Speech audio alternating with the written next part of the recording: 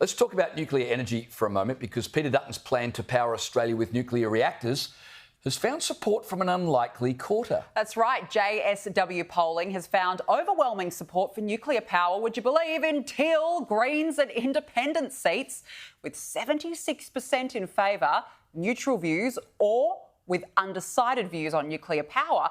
But very few were against it. Turns out the difference of opinion on nuclear power, Danica, is not so much about where you live, but what gender you are. A poll of 45 seats across the nation found 52% of men favoured nuclear power compared to only 30% of women. So, Danica, as the woman on the show... Oh, you sure you can't misgender to be careful. No, yeah. Never assume. Never assume now. What's going on? Why the massive disparity, do you think, in the way men view nuclear compared to women?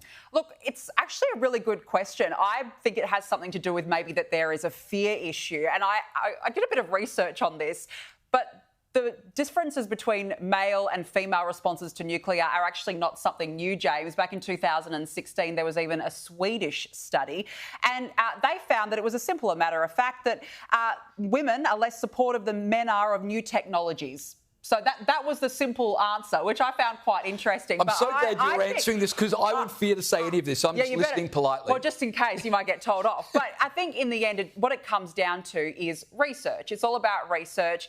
People are starting to realise that there are 32 countries around the world operating on nuclear energy, and bizarrely, none of them have actually turned into human mutants. They're not walking around with 3 eyes and 10 ears. But wait, didn't Labor say that's what's... Oh, Labor, the Greens and the Teals will tell you that your dog's going to wake up like a mutant. But in terms of this poll, 23% of voters in Teal, Greens and Independents oppose nuclear energy.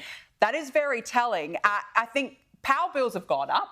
People are going, are there other ways to keep the lights on? How are we actually going to bring power bills down? Because we were told by Chris Bowen and co that power bills were going to go down as they push for renewables. Well, hey, it's gone in the other direction, hasn't it?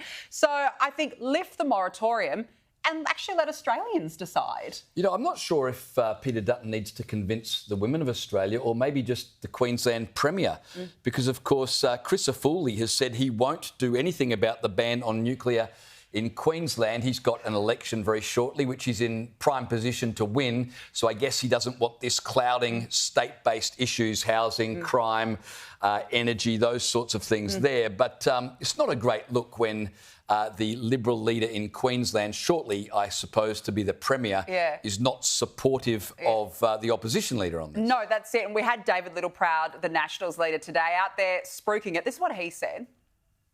We're taking the courageous position, Peter Dutton and I, to give Australians an alternative way to ensure their future, not for the next 15 years while a turbine lasts, but the next 80 to 100 years. That's vision. That's vision. That's vision. There you go. This is not a small target opposition, James. This is a very big target coalition. The Teals have been totally shocked by this announcement, and the seats, on a bit of an analysis of this, the seats won by the Teals were originally, as we know, long-standing blue ribbon seats. So seats like Warringah, North Sydney and Wentworth. And if we think back to the last election, a lot of the flipping happened because people were showing resentment towards Scott Morrison. Now, Scott Morrison is gone. This is a very big target coalition with clear policy differences to Labor, whether it be on energy, like nuclear, on immigration and migration numbers.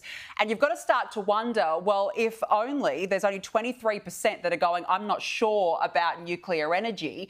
Has that resentment gone now that Scott Morrison's gone and people are going, OK, I'm going back to my Liberal roots? Yeah, I think you absolutely nailed it. There was a lot of antagonism towards Scott Morrison. But when it comes to the issue of nuclear power, I mean, what would you prefer? 7 nuclear reactors? And by the way, they won't be in Teal seats. So you're going to be OK, guys. You can have 7 nuclear reactors, or we produce, 22,000 solar panels every day for the next 10 years, plus tens of thousands of wires all across the country. And by the way, we'll all be watching the Olympic Games in a couple of weeks. And the Olympic Games in France will be brought to you courtesy of nuclear power. I wonder if our athletes are going to come back with 3 eyes, James. I mean, we don't know. They're going to be running the marathon, suddenly an ear popped out. We don't know. That was the East Germans back in the 80s when they were all doped up taking drugs to win races. Yeah, exactly. It's fascinating. But I also wonder, I feel like the Teals as a whole, as a political group,